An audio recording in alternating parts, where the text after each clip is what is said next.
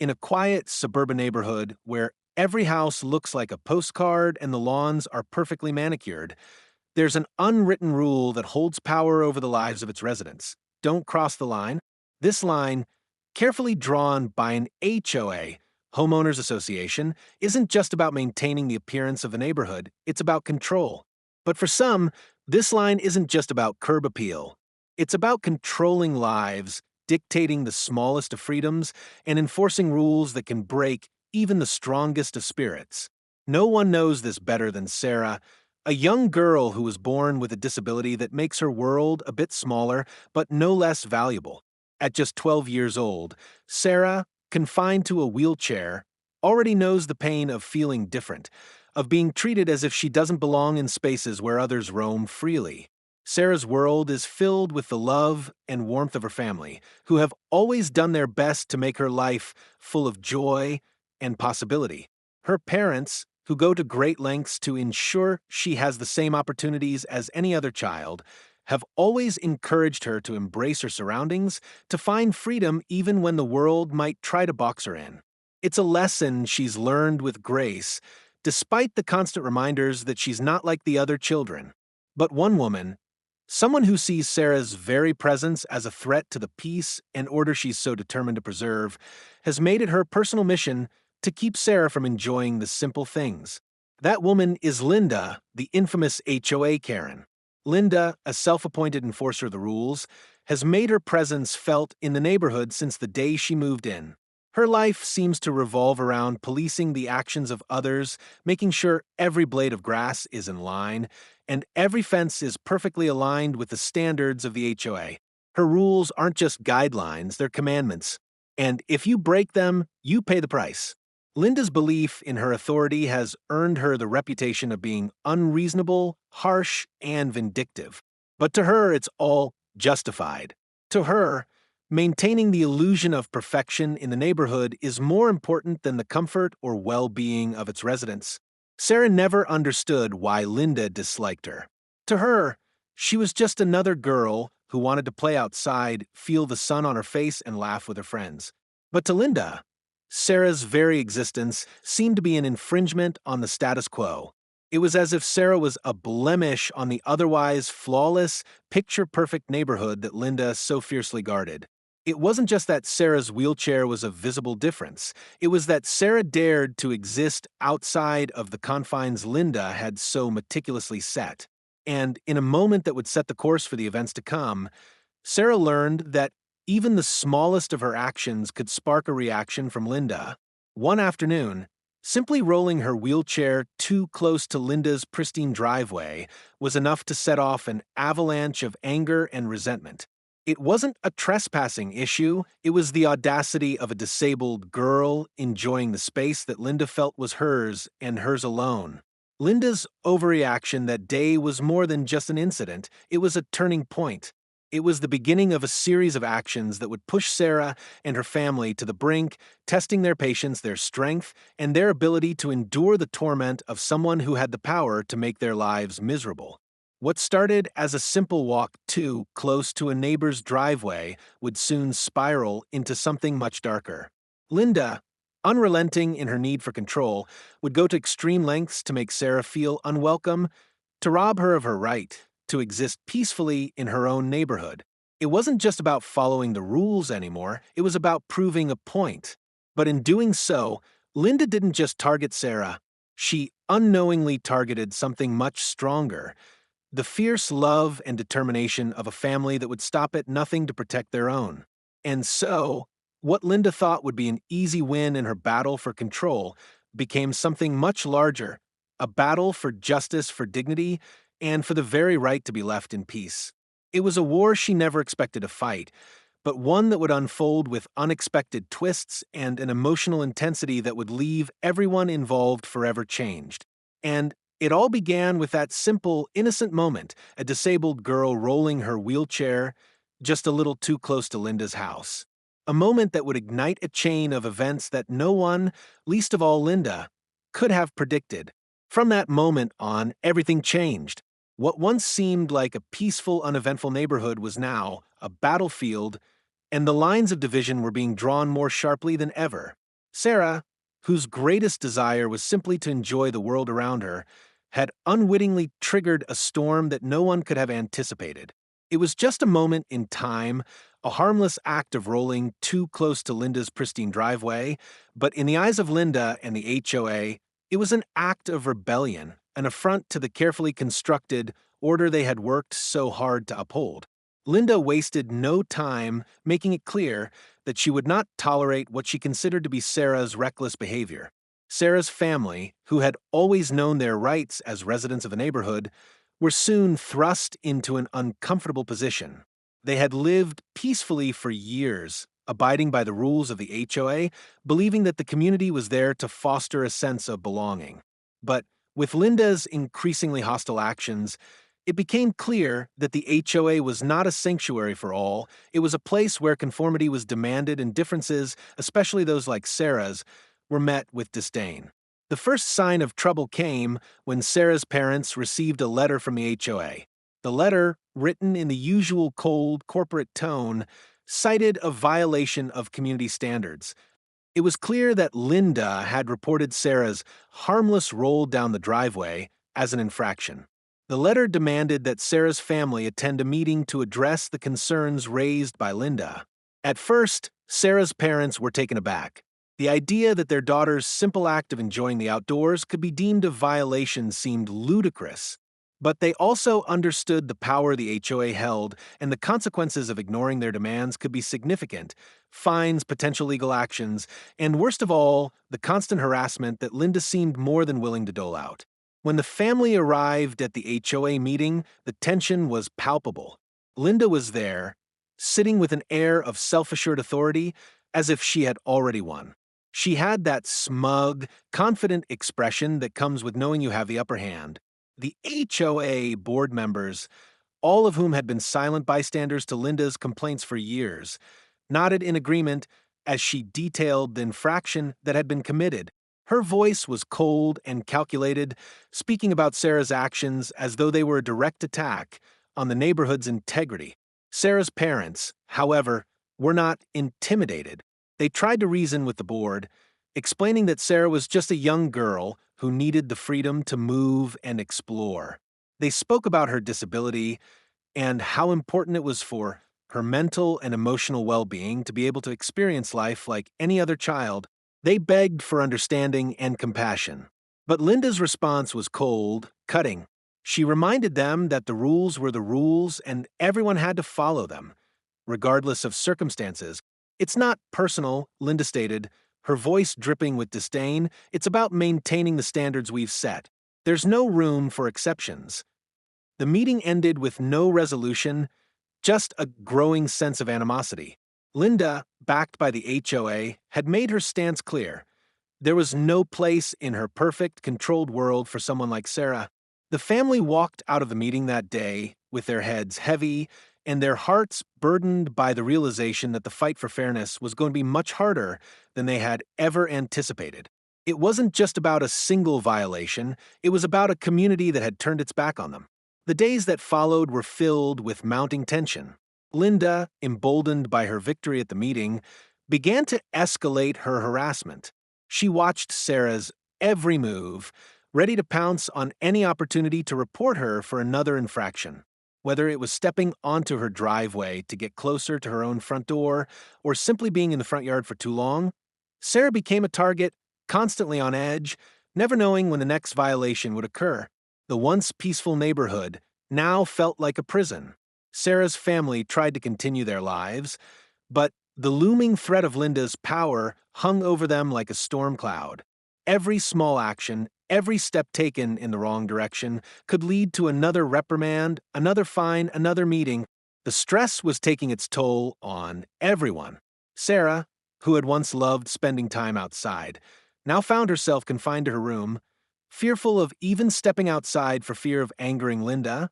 Her parents, meanwhile, found themselves caught in an endless cycle of trying to appease the HOA while also trying to protect their daughter from the cruelty of a system that seemed more concerned with maintaining an image than fostering a real sense of community.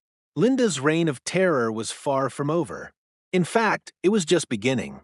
What Sarah's family didn't know was that the worst was yet to come. Linda, with her sense of superiority and her unwavering belief in her own righteousness, was only getting started. And as her behavior grew more erratic and her control over the HOA more absolute, Sarah's world, once full of hope and promise, began to feel smaller and smaller. The nightmare of living under Linda's oppressive rule would push Sarah and her family to their breaking point, testing their limits and their resolve in ways they had never imagined.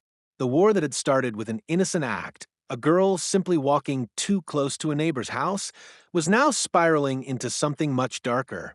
And for Sarah and her family, there would be no easy way out. As the days turned into weeks, the tension in Sarah's home reached its breaking point. The constant surveillance from Linda, coupled with the unrelenting demands from the HOA, created an environment of fear and frustration that no one was equipped to handle. Sarah, once vibrant and full of life, now spent most of her time confined to her room, staring out of the window at the world she once felt a part of but now seemed so far away. The neighborhood that had once felt like a safe, welcoming place had transformed into an oppressive space, ruled by an iron grip of conformity. And at the center of it all stood Linda, who seemed more determined than ever to make Sarah's life miserable. It was on one particularly hot summer day that everything came to a head. The air was thick and stifling, with temperatures soaring to unbearable heights. Sarah, feeling trapped in her room with the windows sealed shut and the air conditioning running on full blast, decided she would step outside. The sun was blazing, but she had always loved the warmth it brought. She wanted to feel the rays on her face, to breathe in the fresh air, even if it was hot. But as she wheeled herself out onto the porch, she didn't notice Linda's shadow looming in the distance, watching from behind her perfectly manicured fence. At first, it seemed like just another normal day. Sarah, with a slight smile on her face, rolled her wheelchair closer to the flower garden her parents had planted just outside their front door. She had always enjoyed the colorful blooms and the simple beauty they brought to the yard. But what seemed like an innocent, peaceful moment would quickly spiral into something much darker. Linda, as if sensing that Sarah was on her property, came storming across the lawn, her face contorted in anger, her hands balled into fists. "Stay off my property!" Linda screamed, her voice harsh and shrill. Sarah, startled by the outburst, froze in place, unsure of what to do. She hadn't even crossed onto Linda's land. She was simply enjoying the space that had always been there for her. But Linda's fury was blinding, her mind consumed with an unreasonable need to control every inch of the neighborhood. "What are you doing out here?" Linda demanded, stepping closer, her voice now dripping with contempt. "Don't you know the rules? You're causing a disturbance." She stood inches away from Sarah, who was too shocked to respond. Linda was towering over her, blocking her path and making it impossible to turn away. I'm just sitting here," Sarah said, her voice shaky but calm. "I'm not doing anything wrong." But Linda wasn't listening. She had made up her mind that Sarah was the problem, that her mere presence was an affront to the perfect image she was so desperate to protect. In a split second, Linda reached down and grabbed Sarah's wheelchair with such force that it tipped dangerously to one side, sending Sarah lurching forward. The sudden motion made Sarah gasp in shock, her heart racing as she struggled to keep her balance. "How dare you?" Linda shouted, her face red with fury. "You think you can just do whatever you want around here? You're not welcome, not on my watch." Sarah's hands gripped the wheels of her chair as she tried to steady herself. The terror in her chest was palpable, but she refused to let Linda see it. She had been through so much in her life, so many moments where she had been told she couldn't do things, where people had tried to tell her she wasn't good enough. But this moment felt different. This was more than just an obstacle, it was an attack. And Sarah wasn't going to let Linda get away with it. "Please, just let me go back inside," Sarah said, her voice a whisper now, trembling with fear. But Linda wasn't backing down. Instead, she moved to the side, blocking Sarah from going anywhere. The heat from the day felt suffocating now, but it wasn't just the sun making her sweat, it was the oppressive weight of the situation. Linda wasn't just angry, she was vindictive. She wasn't just trying to enforce rules, she was trying to break Sarah's spirit. The confrontation reached a boiling point when Linda, seemingly losing control, grabbed the side of the wheelchair and jerked it backward, forcing Sarah into a position where she couldn't move. Linda's hands were rough and unrelenting, and Sarah could feel the bitterness radiating from every touch. "You don't belong here." Linda spat, her words venomous. "You never did. And I'll make sure you know that." It was at that moment that Sarah's mother, hearing the commotion from inside the house, rushed to the door. Her heart dropped at the sight of her daughter, struggling to keep herself upright in the wheelchair, while Linda stood there, shouting at her. Sarah's mother, filled with a mixture of disbelief and rage, stormed across the yard and stood between Linda and her daughter. "Enough," she shouted, her voice commanding and filled with authority. "This ends now, Linda." For a moment, the two women stood facing each other, neither willing to back down. Linda, for all her fury, seemed taken aback by the force of Sarah's mother's presence. But the tension was still thick, the conflict unresolved. Linda, after a long, piercing stare, stepped back, muttering something under her breath. Sarah's mother quickly wheeled Sarah back inside, her heart pounding with fear for her daughter's safety. As they entered the house, Sarah's hands were shaking, but she refused to cry. She had learned to be strong, but even the strongest of people can only take so much. Her mother closed the door behind them, locking it for added security. The confrontation had been a breaking point, but it was far from the end. Linda had shown her true colors, vindictive, cruel, and determined to control every aspect of the neighborhood. But Sarah's family wasn't going to let her terrorize them any longer. They were ready to take a stand, ready to fight back against the injustice that had now escalated beyond anything they had ever imagined. In the aftermath of the confrontation, Sarah's family found themselves shaken, but not defeated. The events that had unfolded outside their home that day were still fresh in their minds, each moment replaying over and over in their thoughts. Sarah, though physically unharmed, felt emotionally bruised by Linda's cruel actions. The image of Linda standing over her, filled with contempt, was etched into her memory. For someone who had already faced so much in life, this felt like an unforgivable blow. As Sarah sat in her room, her wheelchair beside her, she tried to process the chaos that had erupted in their once peaceful neighborhood. She had always known she was different, but until that day, she had never felt like her difference was a weapon, a tool to be used against her.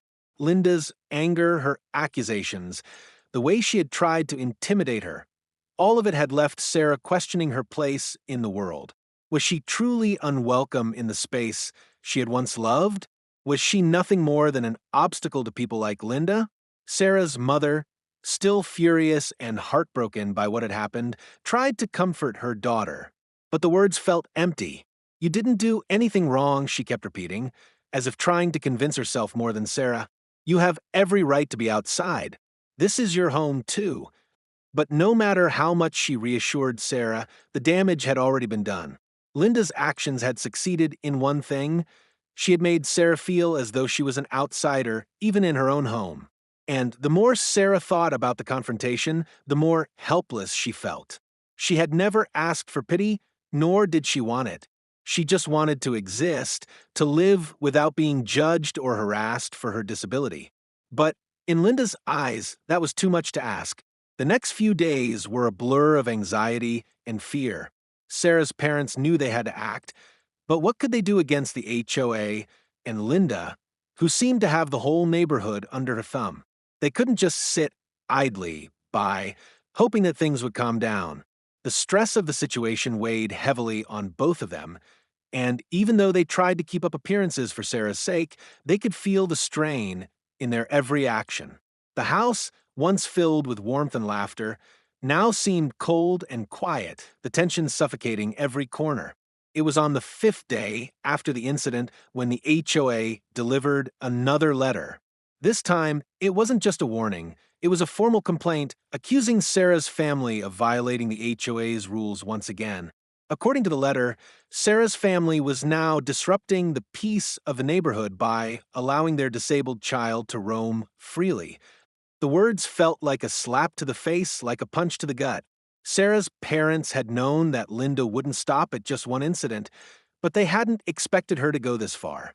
The letter was clear in its demands.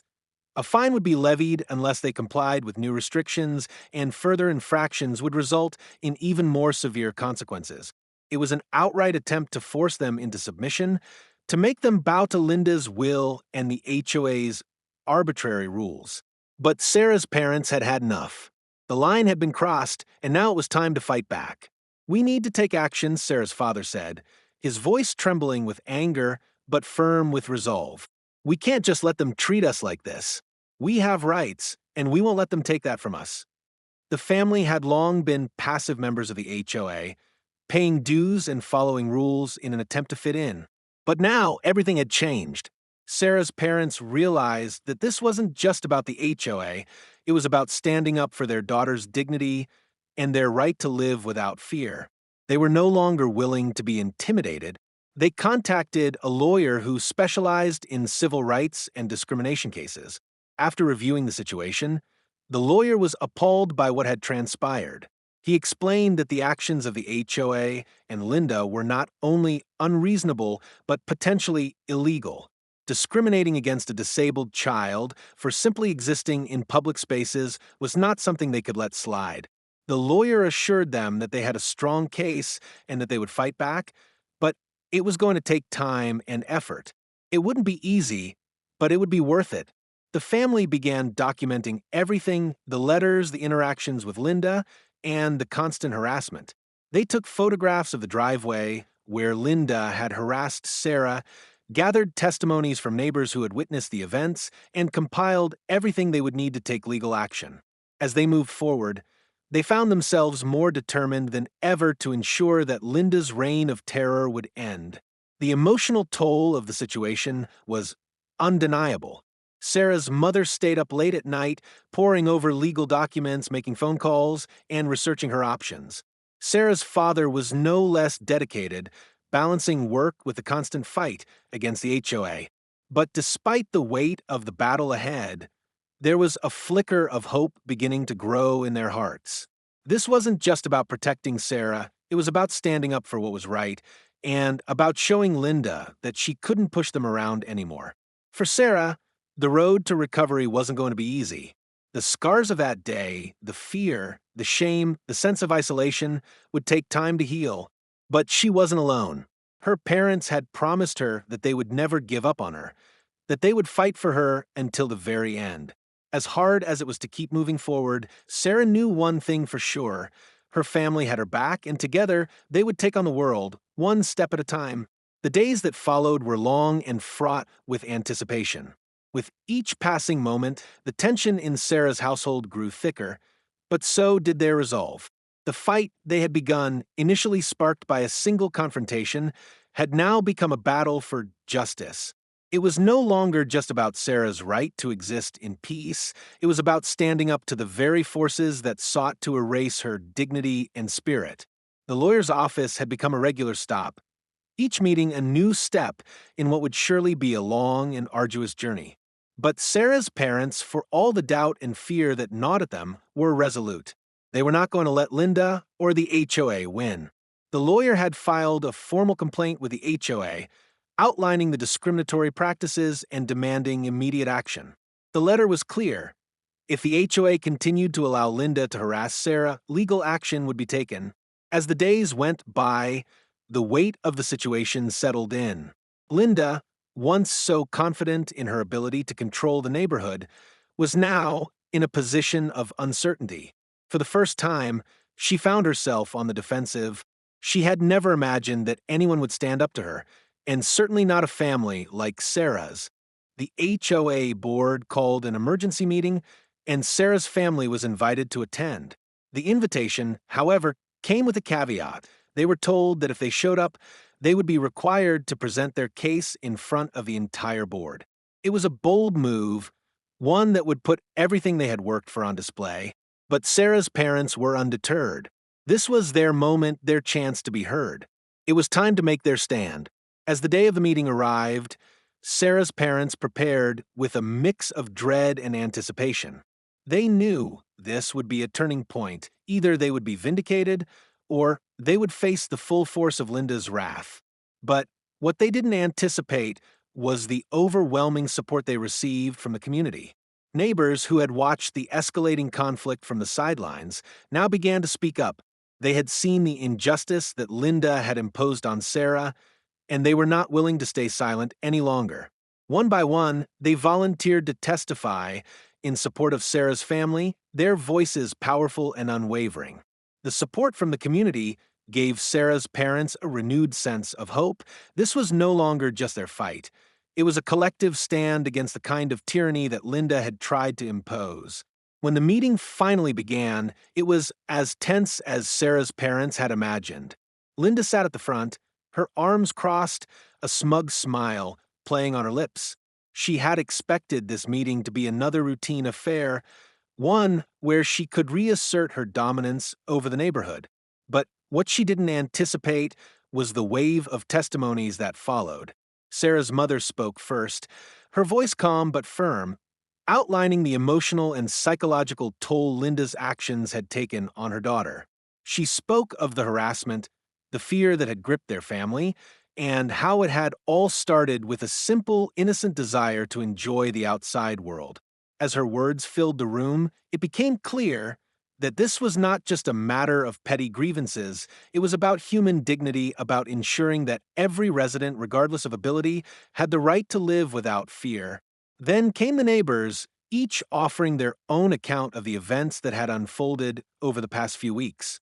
Their testimonies were powerful, painting a picture of a community that had been divided by one woman's cruelty. They spoke of how Sarah, a young girl with so much potential, had been pushed to the brink, how her joy had been stolen from her by someone who couldn't see past her disability. Their words were a testament to the strength of a neighborhood that refused to be silenced by a bully. Finally, it was Sarah's turn. Her parents had debated whether she should speak, but they knew that her voice was the most powerful one in the room. With a deep breath, Sarah wheeled herself to the front, her hands trembling but her heart steady. She didn't have to say much, her presence alone was enough. But when she spoke, her voice was clear, her words cutting through the tension like a knife. "I just wanted to be free," she said, her eyes meeting Linda's. "I didn't hurt anyone. I just wanted to be like everyone else. Why is that so wrong?" The room fell silent. Linda, who had always prided herself on her control, was now visibly shaken. Her smug smile had faded, replaced by a defensive scowl. She had expected to be in control of this situation, but now, for the first time, she was the one on the defensive. The HOA board members deliberated quietly, but it was clear that they were no longer willing to back Linda's actions. The tide had shifted. After what seemed like an eternity, the board president stood and addressed the room. "We acknowledge the grievances presented by Sarah's family and the community. The behavior exhibited by Mrs. Linda was inappropriate and unjustifiable. The HOA will take immediate action to ensure that this does not happen again. We will also implement new guidelines to ensure that every resident is treated with fairness and respect, regardless of their abilities." It was a victory, one that felt like a heavy weight lifting off their shoulders. Linda, defeated and humiliated, sat silently as the meeting came to a close. Her reign of terror was over. The community had spoken, and justice had been served. Sarah's family, though exhausted, felt a sense of relief wash over them. They had fought for their daughter's right to exist without fear, and they had won. As they left the meeting, Sarah looked up at her parents, a small smile playing on her lips. "I knew we could do it," she said softly. And for the first time in weeks, her parents felt a glimmer of hope return. The road ahead was still uncertain, but they had proven that love, determination, and the strength of a community could overcome even the most powerful forces of hate and prejudice. The fight wasn't over, but for Sarah and for her family, This victory was a reminder that no matter how hard the world tried to push them down, they would always rise again. As the dust began to settle after the emotional and victorious confrontation with the HOA, Sarah's family found themselves reflecting on the journey they had just endured. What began as a small conflict over a simple desire to exist peacefully in a neighborhood had turned into a battle for dignity, equality, and justice. They had stood firm in the face of a powerful adversary, and in the end, they had prevailed. But while they had won the war against Linda and the HOA, their story was far from over. It was just beginning. The fight for justice had united Sarah's family, the community, and everyone who had supported them throughout their struggle. The events that had unfolded were not just about standing up to one woman, they were about standing up to a system that could so easily be manipulated to suppress those who didn't fit the mold. Sarah's story had become a beacon of hope for others who had been silenced, marginalized, or pushed aside simply because they were different.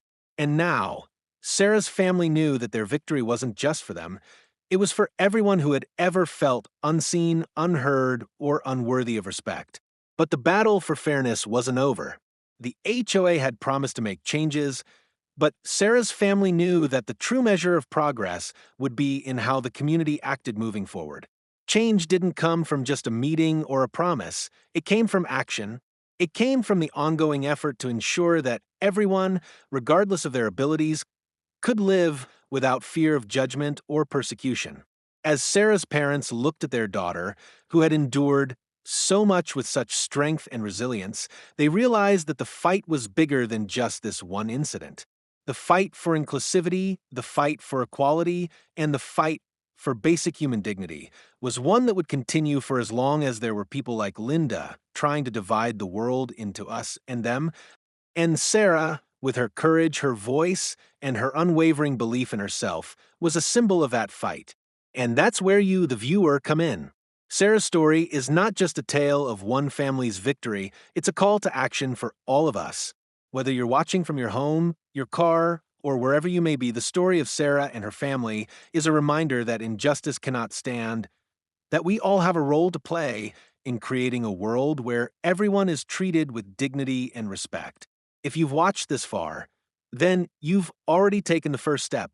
By hearing Sarah's story, by witnessing her family's journey, you've shown that you care about justice. You care about the values that unite us rather than the walls that divide us. But the work doesn't end here. If we want to see real change in the world, we need to keep fighting. We need to continue speaking out when we see injustice, no matter how small or how large. We need to support those who are marginalized and ensure they have the same opportunities to thrive as anyone else. And most importantly, we need to challenge systems that allow people like Linda to manipulate the rules and abuse their power. So, what can you do to help? First, subscribe to the channel and become part of the movement. Share Sarah's story, not just to raise awareness, but to inspire others to stand up for what's right. The more voices we have, the stronger the message we send, that we will not tolerate discrimination, that we will not allow people to be bullied or silenced no matter who they are or where they come from. By subscribing, you're committing to amplifying stories like Sarah's and supporting those who are in the fight for justice. Second, leave a comment. Your voice matters. If you've ever faced a similar struggle, if you've ever had to fight for your right to be treated equally, share your experience. Your story could be the one that inspires someone else to take action. And if you've been touched by Sarah's journey, let her family know. Your words of support mean more than you can imagine, and they help keep the fire of justice burning bright. Third, share the video with others. Whether you're talking to your friends, your coworkers, or your family, take the time to share Sarah's story with them. Use social media, use word of mouth, use whatever platform you have to spread the message that injustice should never be tolerated, and that we all have a responsibility to stand up for those who cannot always stand up for themselves. The more people who hear Sarah's story, the more we create a network of people who are committed to making the world a better place for everyone. Finally, join the conversation. The fight for equality, for inclusivity, and for justice is one that requires all of us. Don't let this be the end of the story. Let it be the beginning of a conversation that never stops. Share your thoughts on how we can create more inclusive communities, on how we can support those who are marginalized, and on how we can challenge the systems that perpetuate injustice. It's only by working together that we can create the world we want to live in, a world where every person, no matter their abilities, is treated with the respect and dignity they deserve. Sarah's family may have won their battle, but the war for justice continues. And as long as we keep fighting, as long as we keep speaking out, we can ensure that Sarah's story is not just a one time victory, it's a victory for all of us. So let's rise together. Let's keep pushing for change. And let's make the world a place where no one is ever made to feel less than simply because of who they are. Thank you for watching. And don't forget to subscribe to HOA Denied Access for more stories of real change, real justice, and real people standing up for what's right. Together, we can make a difference.